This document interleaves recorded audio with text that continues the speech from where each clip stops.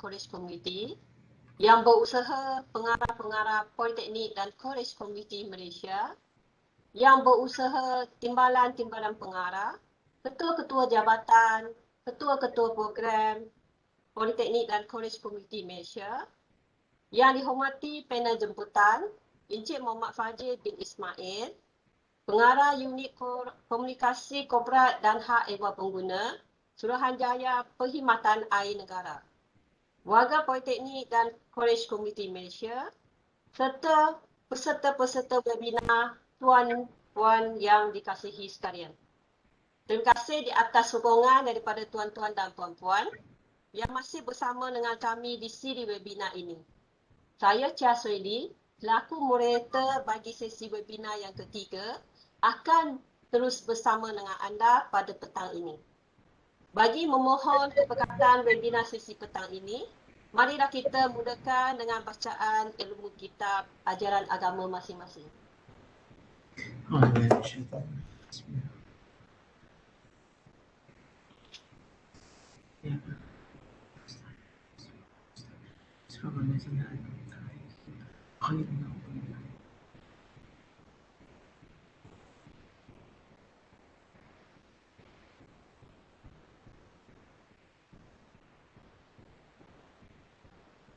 Bersyukur kita pada petang ini dapat berkumpul bersama-sama dalam siri webinar Malaysian Polytechnic and Community College Sustainability Award 2021.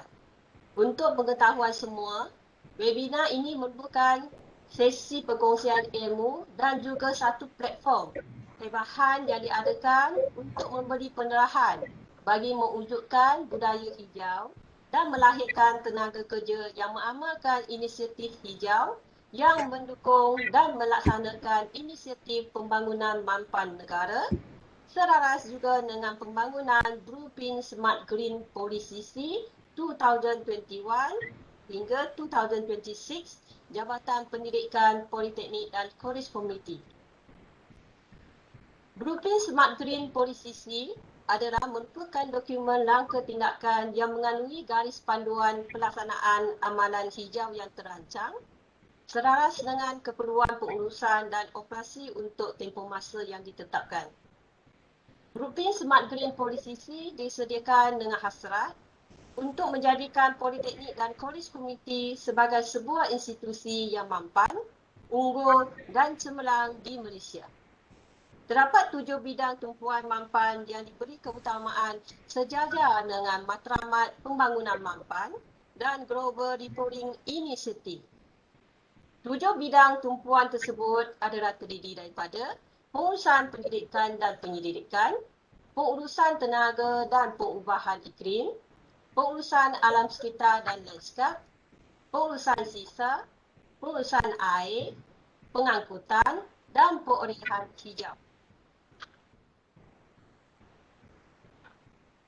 Bersyukur kita pada hari ini kerana dapat menjemput Encik Muhammad Fadzil bin Ismail untuk menyampaikan syarahan dengan tajuk yang sangat menarik, iaitu Pelan Kelestarian Alam Sekitar Malaysia 2030, 160 liter air per kapita, bersediakah kita? Tajuk ini sangat menepati objektif bidang tumpuan 5 pengurusan air, di mana dia bertujuan untuk meningkatkan pengetahuan utiliti dan amalan kaedah penjimatan air melalui pemantauan, kawalan, pembangunan sistem kita semula air dan penuraian air hujan.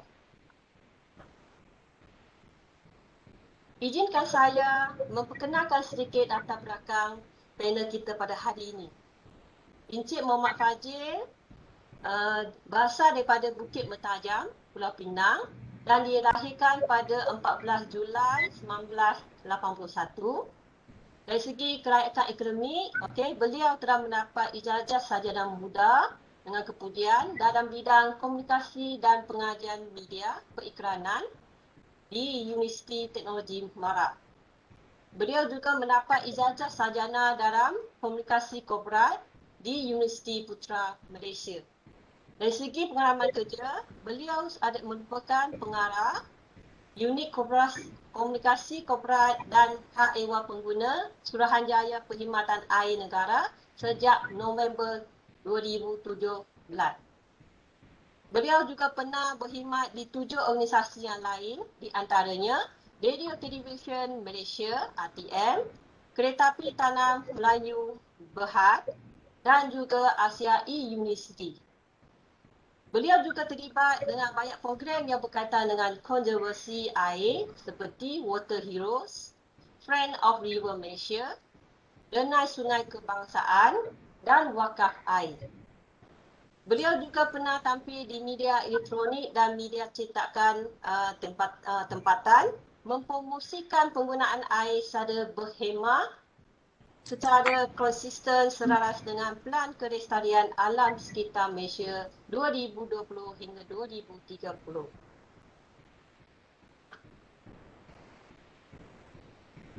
Bagi sesi webinar petang ini, sekiranya tuan-tuan dan puan-puan ingin bertanya, sila kemukakan soalan di dalam link atau mengimbas QR code seperti dalam paparan. Soalan anda akan dibacakan di akhir sesi webinar ini nanti.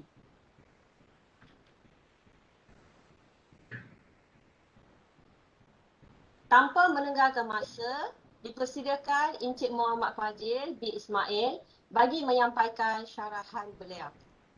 Dipersilakan. Baik, terima kasih terlebih dahulu. Terima kasih kepada Puan Chia di atas penjelasan tadi. Saya sebenarnya daripada latar belakang saya pun daripada sekolah vocational ataupun teknik mengambil jurusan elektrik di Sekolah Menengah Teknik Balik Pulau, sekarang dah tukar kepada Kolej Vocational Balik Pulau. Dan ramai rakan-rakan saya daripada sekolah juga seterusnya menyambung pengajian ke peringkat politeknik dan sebagainya. Dan dalam sini pun ada kawan antara rakan saya, Cik Eddie daripada Sabah dan sebagainya. Dan saya berbesar hati bila saya dimaklumkan oleh rakan saya, Dr. Razul, yang mereka perlukan, politeknik perlukan seseorang untuk membantu untuk menyampaikan tentang berkenaan air. Saya berbesar hati dan isu tentang token dan sebagainya bukan satu benda besar lah pada saya. Yang penting kita menyumbang kepada komuniti. Dan sebelum ini pun saya pernah sampaikan juga kepada MARA tentang prospek berkenaan air kepada pelajar-pelajar MARA yang ingin menyambung pengajian ataupun bekerja kemudian dalam bidang air dan sebagainya. Topik yang dimaklumkan oleh Puan tadi merupakan topik yang menarik dan sedang diperkatakan, sedang diperhalusi dan dipergerakkan oleh Kementerian Alam Sekitar dan Air melalui Datuk Seri Zaini Ujang yang merupakan Ketua Setiausaha kami. Saya rasa ramai yang kenal beliau, merupakan seorang yang agak terkenal dalam bidang-bidang pelestarian ataupun memperjuangkan alam sekitar, dan beliau sendiri merupakan tokoh Ma'al Hijrah untuk tahun 2019 ataupun 2020 tak silap saya, dan menulis berbagai buku. Antara buku beliau yang mendapat tempat yang begitu baik antaranya adalah buku ini, 40 Hadis Pelestarian Alam Sekitar. Beliau tulis bersama rakan beliau iaitu Profesor Dr. Zulkifli tentang bagaimana pentingnya penjagaan alam sekitar dalam aspek Islam itu sendiri melihat alam sekitar, dan kita pun di Suruhanjaya Perkhidmatan Negara terlibat sama dalam pelestarian ataupun Pelan Kelestarian Alam Sekitar ini pada perkara yang ke-6, iaitu beberapa hal berkaitan air yang dibangkitkan yang perlu kita ambil perhatian dan laksanakan. Antaranya adalah pengurangan penggunaan air per kapita. Ini antara yang menjadi tumpuan. Setiap tahun kita menilai berapakah jumlah purata penggunaan air per kapita rakyat Malaysia yang ada dan berapa pula sasaran yang kita tetapkan. Untuk perkongsian awam, penggunaan air di negara kita ini sebenarnya masih tinggi untuk domestik. Dia ada dua, penggunaan domestik dan penggunaan industri. Industri pula merujuk kepada kilang-kilang dan industri dan sebagainya. Itu pun berada pada satu paras yang tidak sama kerana dari segi tarif ataupun charge yang dikenakan antara domestik dan industri itu pun berbeza, tak sama. Jadi penggunaan domestik di negara kita sekitar tahun 2020 direkodkan adalah 245 liter setiap individu setiap hari. Itu domestik setiap individu setiap hari 245 liter purata. Purata ni campur semua negeri yang berada di bawah kawasan Selayar Anspan. Negeri-negeri yang berada di bawah kawasan Selayar Anspan hanyalah negeri yang di semenanjung Malaysia dan juga wilayah Persekutuan Labuan. Sebelum saya pergi lebih lanjut lagi, mungkin wajar untuk saya berkongsi tentang apa itu SPAN. Mungkin ramai juga yang kurang maklum ataupun baru nak maklum. Kalau di Malaysia ni ada beberapa Suruhanjaya yang terkenal. Anda cakap tentang Suruhanjaya Pencegahan Rasuah lah paling terkenal. Semua orang dengar pun dah seram macam rasuah. Ada lagi Suruhanjaya lain, antaranya Suruhanjaya Tenaga. Kalau Tenaga ni rakan kami lah. Kalau kami memperjuangkan penggunaan air secara berhemat, mereka pula berkempen untuk penggunaan elektrik secara berhemat. Ada banyak lagi Suruhanjaya lain yang terkenal dulu. Kita ada SPAT, Awam Darat dan sebagainya. Jadi Suruhanjaya Perkhidmatan Air Negara ni ditubuhkan pada tahun 2006, mula beroperasi pada tahun 2007. Peranan kami adalah mengawal sedia perkhidmatan bekalan air dan penguntungan, tapi hanya tertumpu kepada negeri-negeri di semenanjung Malaysia dan wilayah Persekutuan Labuan. Jadi apa bidang kuasa ataupun bidang penumpuan pihak SPAN? Kami memastikan bahawa kesemua operator bekalan air dan pembentungan. Bekalan air ni kalau di Pulau Pinang kita ada PBAPP, kalau di Perak kita ada Lembaga Air Perak, kalau di Kedah kita ada SADA, Syarikat Air Darul Aman. Kesemua operator air negeri adalah berdaftar dengan SPAN dan yang mengeluarkan lesen kepada operator air untuk beroperasi adalah SPAN. Jadi sebelum kita mengeluarkan lesen kepada operator, kita akan menilai berdasarkan pelan perniagaan yang akan dihantar kepada kita, bagaimana mereka boleh kekal beroperasi dan masa yang sama memberikan perkhidmatan yang baik kepada pengguna.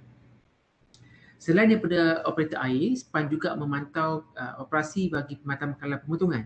Pemotongan di negara kita ni tak ada yang banyak. Kita ada yang paling utama adalah IWK, India Water Consortium, yang diberi mandat. India Water Consortium juga merupakan agensi yang melapor kepada Kementerian Alam Sekitar dan Air, tetapi pemilikannya adalah pemilikan di bawah Kementerian Kewangan.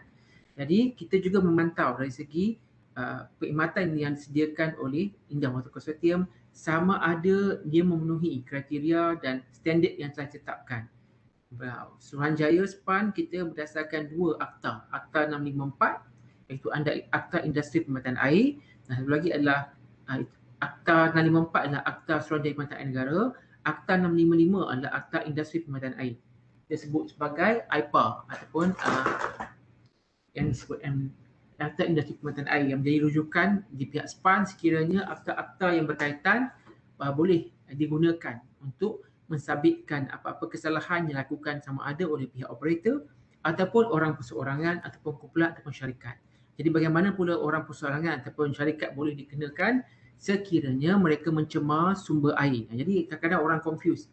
SPAN buat kerja sama macam Jabatan Alam Sekitar ke? Jabatan Alam Sekitar tangkap orang yang cemarkan, tapi Jabatan Alam Sekitar punya skop adalah lebih luas. Alam sekitar adalah lebih luas.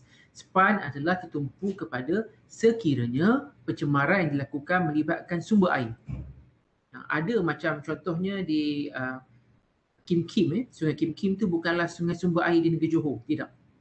Di sungai tapi tidak menjadi sumber air mentah untuk yang digunakan oleh operator air di negeri Johor. Jadi SPAN tidak ada bidang kuasa di situ. Melainkan sumber air ataupun sungai itu dicemar yang melibatkan sumber air mentah yang akan diambil guna oleh operator air, maka SPAN ada jurisdiksi ataupun kuasa untuk mengambil tindakan sekiranya sumber air mentah dicemari. Dan mengambil tindakan ke atas pelaku ni boleh diambil oleh pelbagai pihak. Bukan SPAN sahaja, kita ada Jabatan Alam Sekitar, kita ada akta negeri, macam negeri-negeri pun ada pelaksana dia. Macam kita cakap di Johor ada Bakaj yang menguruskan sumber air. Kalau di negeri lain ada bahagian-bahagian sumber air yang menguruskan sumber air, sebab sampai sekarang ini sumber air mentah masih lagi di bawah bidang kuasa kerajaan negeri.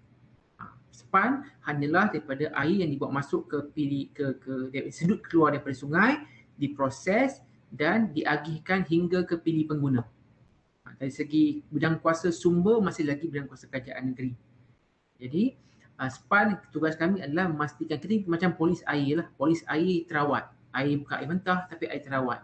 Air terawat seandainya pihak-pihak yang pengguna mendapati bahawa kualiti air terawat mereka tak mencapai standard. Macam kita dah selalu dapat aduan daripada pengguna di Kelantan, pengguna di Kedah dan sebagainya tentang kualiti perkhidmatan air, maka SPAN kemudiannya akan mendapatkan maklum balas dan tindakan daripada operator. Kalau di Kelantan tu kita akan berhubung dengan AKSB lah, Air Kelantan. Kalau di Sadar tu dengan Syarikat Air Darul Aman. Okey, ini bidang kuasa SPAN. Ini kemudiannya kita bercerita lebih lanjut. Tapi berbalik ke topik kita pada hari ini adalah berkenaan 160 liter. Bersediakah kita? Sebenarnya anda sendiri ataupun ada sesiapa kat sini yang boleh bagi feedback kat saya. Anda rasa anda gunakan air secara berhemat ataupun berleluasa? Ada sesiapa yang boleh bagi respon?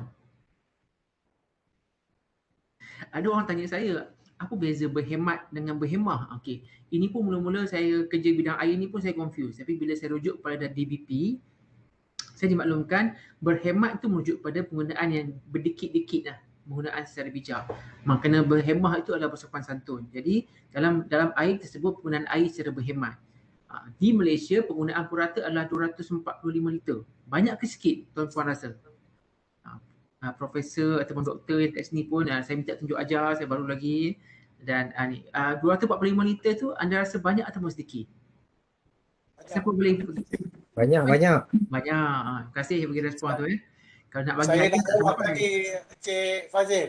Ya, Kita sebenarnya banyak membazir. betul. Sampaikan untuk ibadat pun kita membazir. Ambil buka wuduk, nak ambil air semayang tapi air bercurah-curah. Betul tuan. Betul, saya sokong. Saya akan huraikan tentang rumah ibadat sekejap lagi. Kami sendiri SPAN ada buat eksperimen kita buat eksperimen di rumah ibadat. Sebenarnya penggunaan oleh Nabi Muhammad SAW, Nabi kita, kurang 1 liter untuk ambil setiap kali berwuduk. Kurang 1 liter, 786 ml tak silap saya pengambilan wuduk. Tapi yang kami tengok daripada penggunaan pili konvensional, pili biasa yang warna kadang-kadang warna emas tu, ataupun yang guna plastik, ataupun yang warna besi, penggunaan dia setiap kali buka, setiap kali ambil wuduk antara 8 liter sehingga 10 liter. Penggunaan setiap kali berwuduk. Bayangkan Nabi Muhammad SAW ambil wuduk untuk 5 kali tu mungkin hanya maksimum 5 liter sahaja. Kita sekali ambil dah sampai 8 liter ambil wuduk. Jadi orang kita ni bila dia ambil wuduk macam nak mandi sebenarnya. Dia punya buka flow tu kalau boleh yang paling kuat dia nak buka. Masa tu lah dia nak buka jam, masa tu dah nak buka cincin, nak tutup telefon.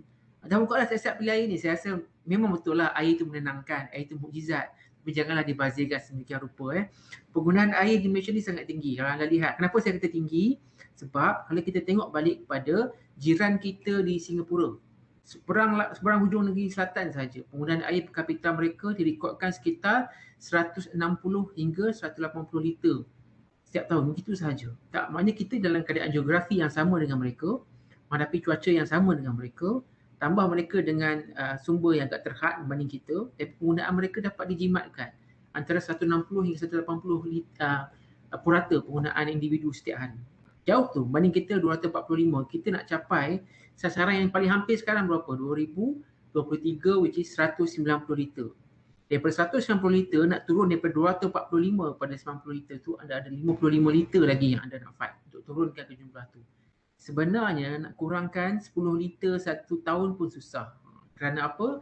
Ada dominus effect di situ. Kita tengok Puan Chia senyum je kan. Ada dominus effect di situ. Kali kita dah terbiasa lah. Kalau anda bercakap tentang negeri-negeri di Malaysia ni, tarif air kita antara yang termurah di rantau Asia. Kenapa saya kata murah?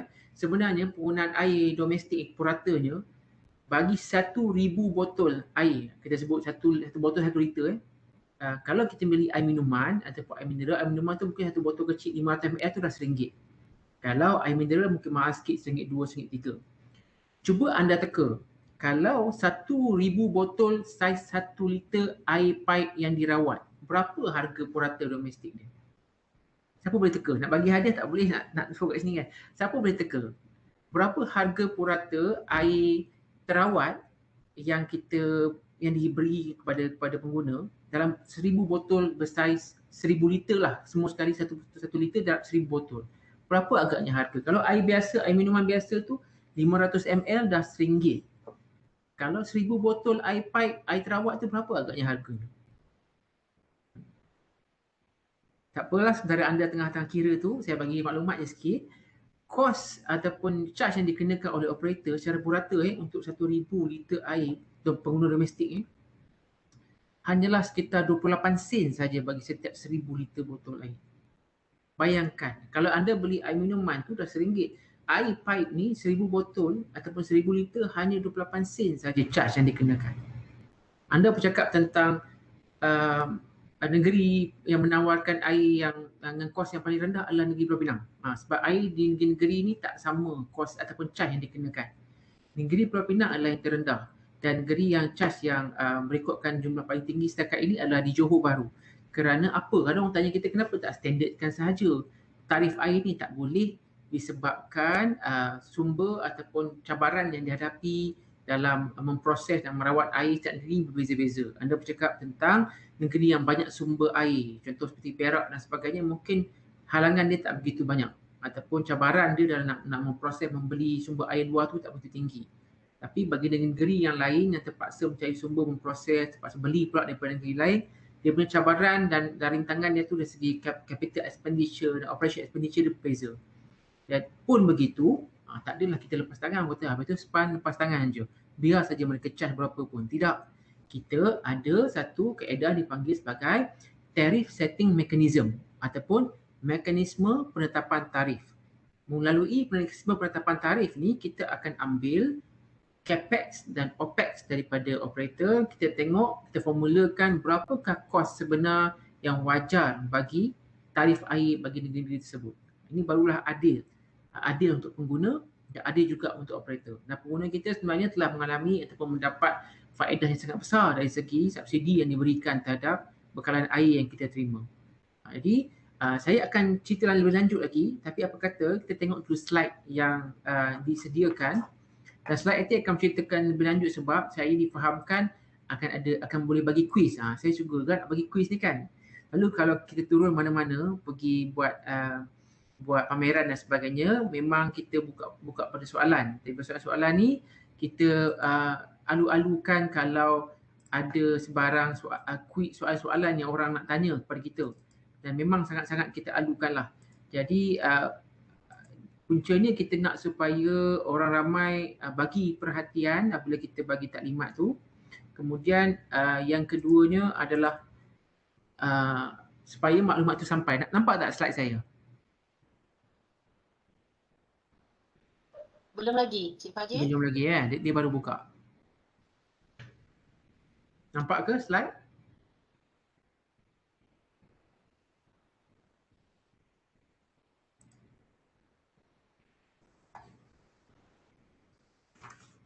Okey, slide saya ni tak banyak, lebih kurang saya rasa lebih kurang 20 sahaja. Itu pun memang tak ada sebarang fancy content, dia lebih ke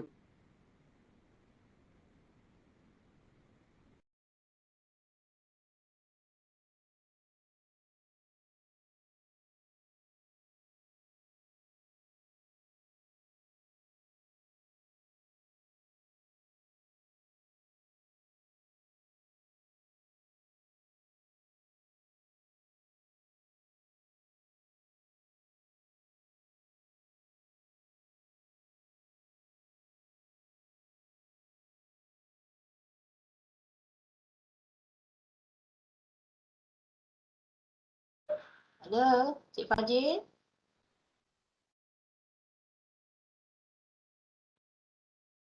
Okey, maaf ya, kita tunggu sebentar. Mungkin line untuk Cik Fajil itu ganggu sekejap.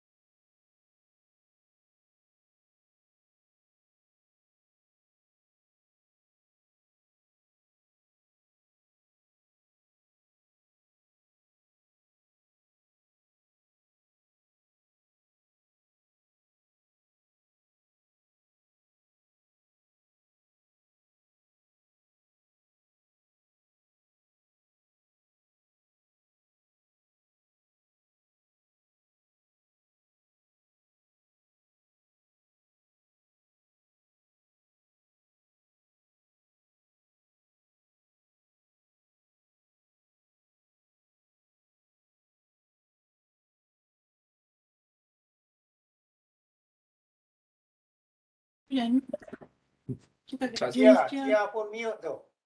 Cia mute, semua orang mute tu. Okey, sebentar. Selamat petang. Okey, maaf ya, kita tunggu sebentar. Okey, Cik Fajil ada masalah komputer kejap. Di tengah continue je.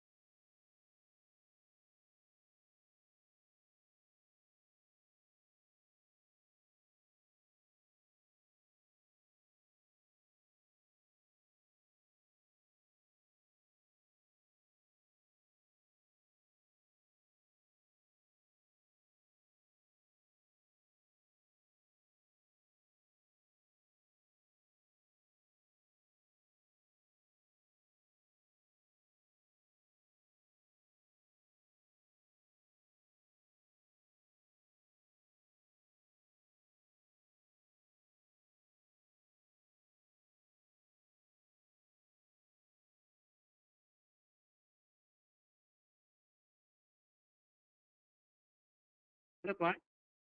Okey, Cik Fadil okey ya? Dengar ke? Okey, kod sikit ya. Saya showkan slide tu. Baik. Komputer dia terkeluar sendiri, tak tahu ada dia exit sendiri dan sekarang tak restart. Apa saya akan sambung dengan telefon. Slide tadi dah ada puan eh? Okey, saya je saya sharekan.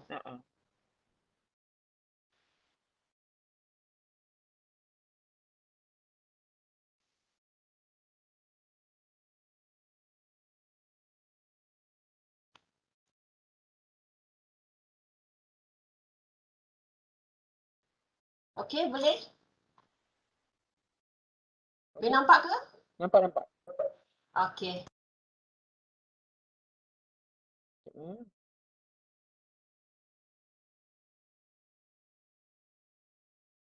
Okey. Okey, saya akan jelaskan. Ini armnya, kalau anda tengok pada slide ini merupakan situasi semasa di dunia. Iaitu bumi kita ni terdiri daripada 97% air masin dan hanya 3% air tawar. Turun ke bawah sikit puan.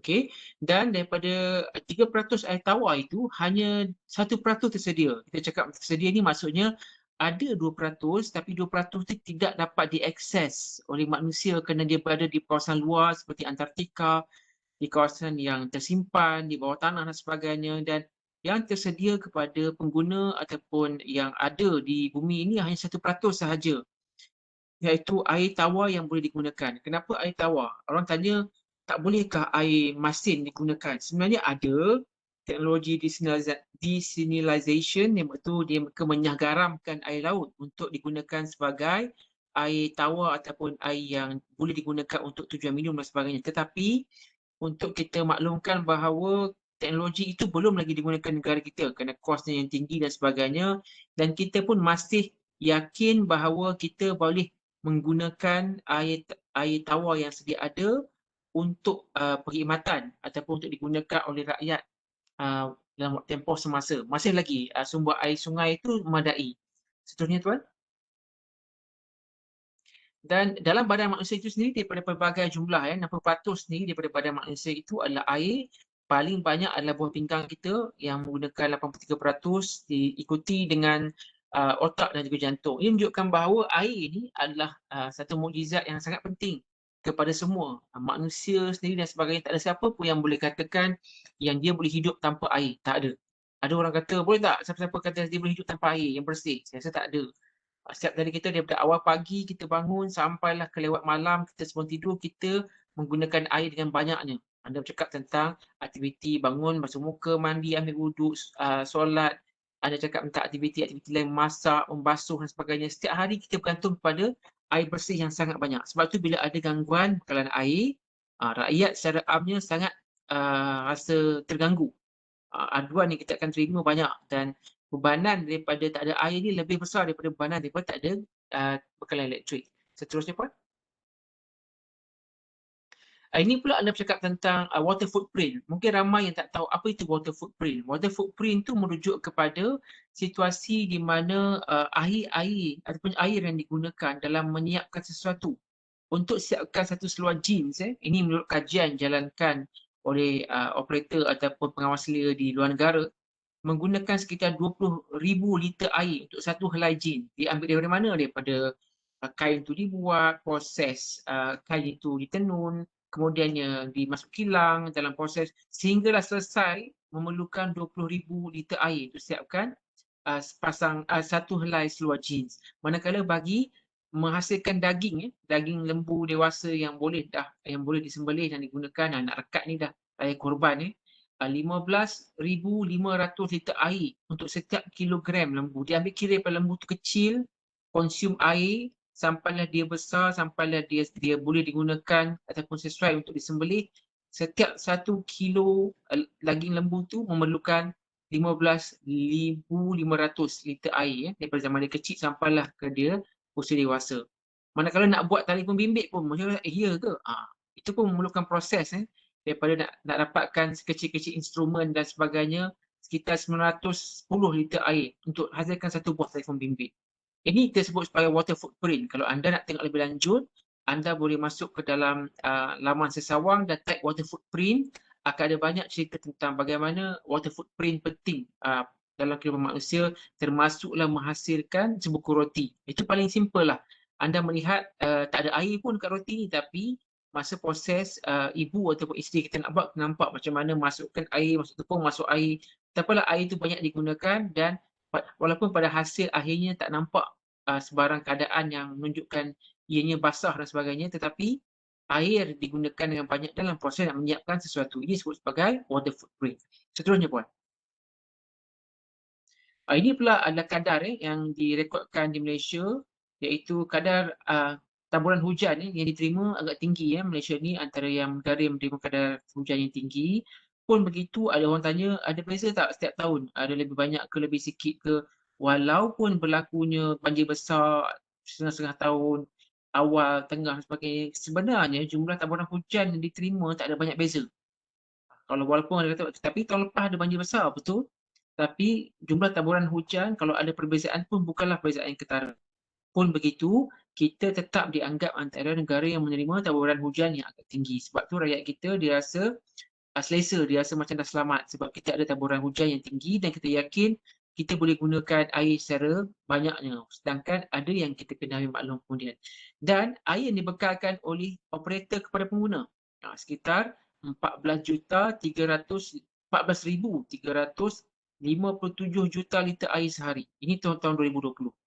Maksudnya kesemua operator di sepanjang Malaysia campur dengan labuan, ini jumlah air terawat yang dikeluarkan daripada loji-loji dan dibekalkan kepada pengguna untuk tahun setiap hari untuk tahun 2020. Iaitu 14,357 juta. Ini purata Manakala untuk penggunaan di Semenanjung sahaja, kita memerlukan 9,944 juta liter air sehari. Itu Semenanjung dan Labuan. Ini dikeluarkan Seterusnya puan. Okey, ini adalah situasi di mana NRW. Mungkin orang yang tak tahu sangat NRW ataupun air tidak terawat. Saya yakin rakan-rakan ataupun yang dihormati para pensyarah dan doktor faham tentang air tak terawat, tak terhasil di mana berlakunya kebocoran ataupun kehilangan punca air ataupun sumber air yang besar di negara kita, iaitu fizikal merupakan punca utama. Fizikal tu apa? Fizikal tu apabila berlakunya kebocoran paip-paip yang uzur. Kebanyakan negeri-negeri di negara kita telah mengalami paip-paip yang uzur yang banyak. Uzur tu melebihi daripada tempoh yang sepatutnya. Ada yang dah pakai lebih 25 tahun, 30 tahun, 40 tahun dah pakai paip yang sama, menggunakan pula kaedah ataupun bahan paip yang tidak begitu baik, menyebabkan dia cepat rosak dan sebagainya. Nak tukar pun satu cabaran untuk makluman. Nak tukar paip, orang kata mudah. Kalau paip rosak, tukar je lah.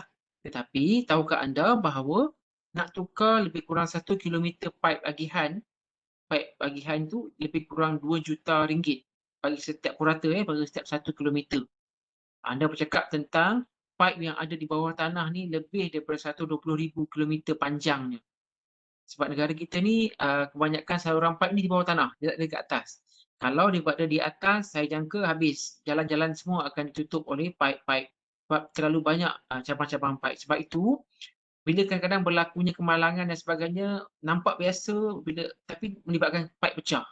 Kalau ada kontraktor buat kerja-kerja korek jalan, tak dapatkan maklum balas awal daripada operator air, kemungkinan dia akan kena paip. Sebab bawah tanah ni banyak paip seliran. Paip-paip perhubungan, paip-paip komunikasi yang mana kita gunakan untuk bekalkan air kepada pengguna. Dan kebocoran yang direkodkan di Semenanjung adalah 33.8%. Macam orang tanya, besar ke masalah kebocoran ni? Sebenarnya macam ni Saya bagi tamsilan. Sebagai contoh, saya ambil satu negeri di utara tanah air. Saya bagi tamsilan, saya goreng 10 biji kuih, nak bawa pergi jual ke pasar. Dalam perjalanan, saya terjatuh dan hanya 4 biji sahaja yang dapat diselamatkan. 6 biji lagi rosak ataupun telah kotor. Jadi saya terpaksa tolak ke tepi ataupun buang. Hanya 4 biji sahaja dapat dijual, sedangkan kos yang saya keluarkan adalah untuk 10 biji kuih. Begitu juga dengan kebocoran air yang berlaku. Untuk makluman, ada sebuah negeri di utara tanah air di mana kadar kebocoran ataupun kehilangan fizikal dia adalah 60%. 100% air yang dikeluarkan daripada loji, hanya 40% sampai kepada pengguna. 60% lagi bocor di tengah jalan sebabkan pipe-pipenya yang rosak ataupun uzur. Ini merupakan satu kehilangan ataupun kerugian di pihak operator kerana mereka perlu merawat dan mengagih jumlah 100%. Tapi yang hanya sampai kepada pengguna hanya 40%. 60% lagi tidak sampai kepada pengguna. Dan bebanan kedua adalah apabila operator terpaksa bekerja lebih daripada itu. Contohnya, bekalan permintaan diperlukan 1%. Sebab 60% dah terbocor, dia terpaksa kerja triple untuk cukupkan jumlah kehendak 100% tu disebabkan kebocoran yang berlaku. Bukan mereka tidak berhajat ataupun mempunyai perancangan untuk tukar pipe, tapi kos untuk menukar pipe-pipe besar ni adalah tinggi. Jadi ada orang tanya, ada tak sebarang bantuan daripada pihak kerajaan? Memang ada geran-geran daripada kerajaan, pun begitu kerajaan tak bolehlah dalam setiap masa nak bantu semua sekali. Dia adalah berperingkat-berperingkat. Dan kerja-kerja penukaran pipe ni tak boleh buat secara serentak. Bayangkan pipe rosak sikit, buat repair tepi jalan pun kita dah bising. Macam mana kalau kerja-kerja pipe, repair pipe atau penukaran pipe dibuat serentak seluruh negara? Saya rasa jalan semua akan tutup sebab kebanyakan pipe-pipe ni berada di bawah tanah. Jadi mereka terpaksa buat secara berperingkat-peringkat bagi mengelakkan gangguan kepada operasi dan jangan gangguan kepada kehidupan seharian itu keluar masuk di jalan-jalan utama yang mana kebanyakannya pilih-pilih besar berada di kawasan bawah tanah. Dan NRW kedua adalah commercial. Ini yang selalu di-combat ataupun diperangi oleh SPAN, iaitu kecurian bekalan air. Kecurian bekalan air ini kerap berlaku dan utamanya melibatkan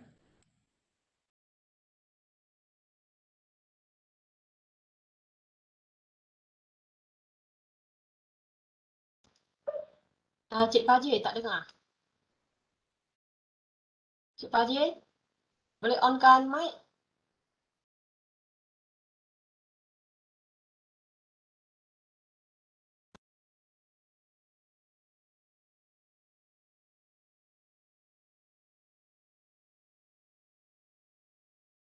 di kes-kes yang kita bawa ke mahkamah dan sebagainya. Okey. Yang seterusnya, yang terakhir adalah NRW yang dibenarkan. NRW dibenarkan ni adalah kes-kes di mana seperti bomba menggunakan air daripada bomba. Itu semua penggunaan air yang tak direkodkan. Apabila penggunaan air yang tak direkodkan, maka dibenarkan. Tapi hanya kepada situasi tertentu. Seperti yang disebutkan tadi oleh pihak bomba, juga digunakan oleh pihak operator loji rawatan air ketika nak cuci ataupun membersihkan loji. Itu juga dikira sebagai air tidak terhasil tapi yang dibenarkan. Seterusnya puan. Okey. Seterusnya bercakap tentang ini adalah yang disebut sebagai 245 liter per kapita setiap hari. Tahukah anda air yang paling banyak digunakan oleh orang kita ni dalam tandas? Dalam tandas saya rasa ramai orang kita berbakat, tetapi berbakat apabila berada di dalam tandas saja. Jadi dia banyak menyanyi, habiskan masa untuk mengasah bakat. Di situ yang apa yang berlaku, ada yang ketawa kan. Itu banyakkan orang dia rasa lah habiskan banyak masa dalam bilik air. Jadi bila kita buka air tu, kalau dicadangkan oleh kita punya Datuk Seri Zaini Ujang, kata dia 3 minit saja. Ramai juga yang rasa 3 minit sempat ke? 3 minit nak buat apa? Apa tak sempat yang 3 minit ni dan sebagainya. Tapi sebenarnya 3 minit tu memadai sekiranya anda adalah orang yang tahu ataupun memang very objektif dalam membersihkan diri. Tapi kadang-kadang kita ni buka air termenung dah 1 minit. Lepas tu fikir nak pakai sabun apa, nak sempu rambut dulu ke, nak sempu badan dulu ke, dah 1 minit. Jadi kat situ banyak kita bazirkan masa. Jadi bila kadang-kadang sempu rambut tengah sempu, tetapi bilik air masih buka juga, tak gunakan pun. Tapi kita mungkin rasa tenang lah saya rasa. Tenang tengah bunyi air tu, menyebabkan kita rasa tak terbeban, ataupun kita tak rasa begitu penting untuk tutup sebenarnya. Seterusnya adalah aktiviti membasuh atau memasak pun menggunakan sumber air yang banyak juga. Dan aktiviti yang kurang penting seperti mencuci kenderaan, kadang-kadang rakyat Malaysia ni dia betul concern dia concern dengan kenderaan dia. Kalau tak boleh cuci kereta 2-3 hari pun dia dah rasa kusut dah. Jadi sebenarnya membasuh kenderaan boleh tapi disarankan menggunakan baldi. Anda tadah air ke dalam baldi dan basuh secara menggunakan bekas, tidak menggunakan pilih pancuran ataupun menggunakan getah, pipe getah. Ini akan menggunakan air dengan banyaknya. Okey, pelbagai aktiviti lagi. Keseluruhan aktiviti yang kita buat setiap hari secara purata menyumbang kepada 245 liter setiap individu setiap hari. Seterusnya Puan. Okey, ini sasaran sasaran yang kita tetapkan. Ini yang 180 liter adalah untuk tahun 2025. Untuk makluman, tahun 2023 ni kita mensasarkan penurunan daripada 245 kepada 190. Ini yang kita sasarkan yang paling dekat, iaitu diturunkan pada 190 liter setiap hari setiap individu pada tahun 2023. Dan pada tahun 2025 kita mensasarkan penggunaan ataupun penurunan kepada 180 dan seterusnya tahun 2030 penurunan kepada paras 160 liter setiap individu setiap hari. Ini yang disasarkan melalui Pelan Kelestarian Alam Sekitar. Boleh turun Puan. Okey, ini kos yang dibayar iaitu purata kos untuk pembelanjaan operasi dan modal oleh setiap 1000 liter air yang dibayar kan. Ini adalah purata kos yang untuk 1000 liter yang digunakan untuk yang dirawat di pihak operator kos RM231 yang dibayar oleh pengguna adalah sekitar 52 sen sahaja. Maksudnya lebih kurang 3 kali ganda lebih adalah dibiaya ataupun disubsidikan. Jadi apa yang dibayar oleh kita buat masa ini adalah jauh lebih rendah berbanding kos sebenar. Actual cost ini belum cakap tentang apa yang disebut sebagai untung rugi dalam perniagaan. Ini hanya actual cost sahaja. Belum cakap tentang apa sebenarnya yang patut ataupun disasarkan dari segi keuntungan dari pihak operator. Dan kita bayar hanya sekitar 52 sen. Saya nak betulkan statement saya mula-mula tadi, iaitu 1000 liter air bukan 28 sen. 28 sen itu harga di Pulau Pinang. Tapi purata adalah 52 sen bagi setiap 1000 liter air terawat. Berbanding dengan air minuman ataupun air mineral, 500 ml sahaja dah RM1. Sedangkan 1000 liter purata yang dicaskan baru 52 sen. Itu jauh lebih rendah berbanding air-air yang dijual seperti air minuman ataupun air mineral. Seterusnya Puan. Baik, ini adalah apa yang dapat dilihat di sini, iaitu purata harga bil air sebulan. Ini yang dibayar. Saya rasa mungkin ada yang bayar lagi rendah ataupun ada yang bayar lebih tinggi lagi, bergantung kepada penggunaan anda dan berapa isi rumah. Dalam menentukan ni kita harus cakap tentang jumlah isi rumah. Jadi ini purata yang dibayar itu sekitar RM15 bagi setiap bulan. Saya rasa RM15 tu kalau kita ni pergi ke kafe-kafe hipster untuk beli kopi yang hipster ni, satu bekas tu pun dah RM20-30 kadang-kadang. Lebih daripada penggunaan bil purata bagi setiap bulan. Satu rumah tau, bukan satu seorang individu, satu rumah. Baru RM15. Tapi kita menggunakan jumlah tersebut hanya untuk satu minuman untuk suatu individu sahaja. Itu yang disebut sebagai agak tinggi sebenarnya. Okey. Seterusnya tentang purata harga bil pemotongan. Ini hanya RM18 setiap bulan. Saya rasa ramai juga yang ada yang memang ada perubahan jadual. Ada yang betul-betul ni ke, betul-betul membayar ikut jadual IWK ke? Kesian IWK. Kawan-kawan saya kat IWK kata jarang orang nak bayar bil IWK ya. Okey. Lepas tu ada lagi di mana purata harga pelanggan ni anda bandingkanlah dengan pelan telefon dan juga tandas awam dan sebagainya adalah jauh lebih tinggi berbanding dengan apa yang kita bayar untuk air terawat ataupun perkhidmatan pemotongan. Seterusnya Puan. Okey, ini adalah sungai tercemar. Okey, apa yang menyebabkan kos anda melihat kepada bekalan air ini dengan adanya sungai tercemar, sebenarnya kos untuk merawat itu adalah lebih tinggi sebab apabila ada berlakunya sungai tercemar, kebanyakan air-air yang dicemari ini ada yang boleh diproses di loji, ada yang tak dapat diproses di loji. Ada yang kita sebut sebagai apa yang kita kata air kelas 1, kelas 2, kelas 3 dan kelas 4. Hanya air kelas 1 sampai kelas 3 sahaja secara amnya boleh diproses oleh loji rawatan air. Selebihnya tidak dapat diproses oleh rawatan air kerana melebihi standard mereka. Kalau mereka nak rawat juga, mereka kena tambah lebih banyak lagi bahan-bahan bagi memastikan kebersihan dan meningkatkan kos di pihak mereka. Dan bil akan meningkat sekiranya kita tak jaga sumber air, kita biarkan sumber air tercemar, maka kita sendiri bil ni semua akan balik kepada pengguna dan pengguna terpaksa menanggung kos yang lebih tinggi terhadap cas penggunaan air itu. Seterusnya puan. Okey, ini sasaran kita, penurunan air tidak terhasil. Baru lagi kita nak turunkan kepada 30 sen menjelang 2023. Orang kata kenapa sikit sangat? Sebenarnya nak menurunkan kadar NRW ni adalah cabaran yang sangat besar sebab yang melibatkan kos yang besar. Jadi sebagaimana yang saya maklumkan tadi, kerja-kerja penukaran pipe dan sebagainya dijalankan secara berperingkat. Sebab itu kita mensasarkan penurunan sekitar 1 ataupun 2% sahaja setiap tahun, melainkan kita mempunyai dana yang sangat besar dan kita ada masa yang banyak untuk dijalankan bagi kerja-kerja penukaran pipe. Dan 25% menjelang tahun 2025. Seterusnya puan.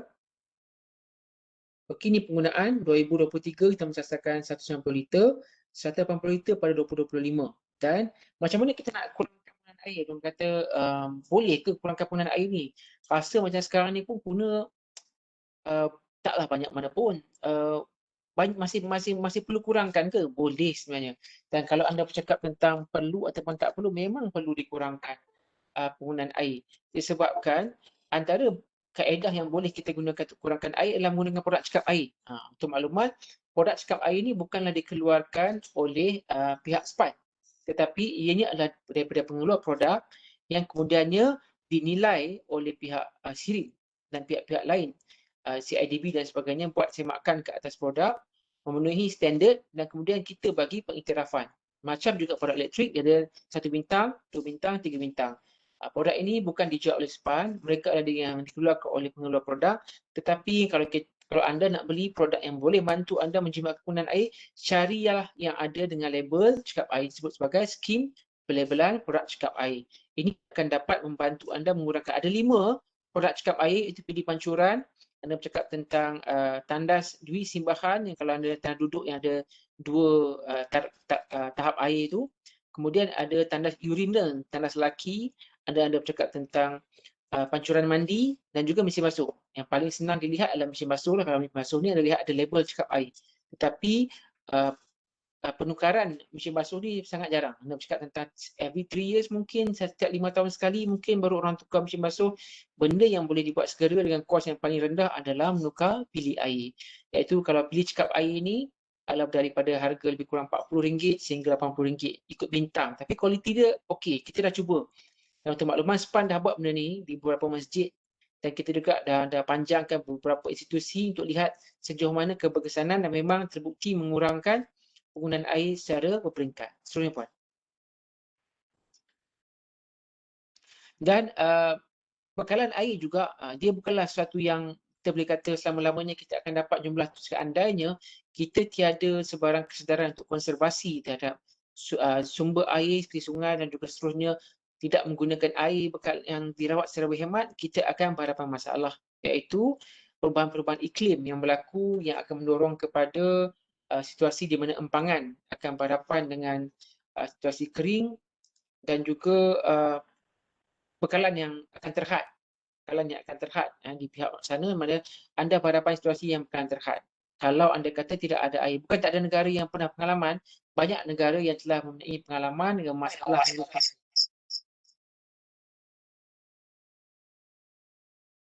Okey puan.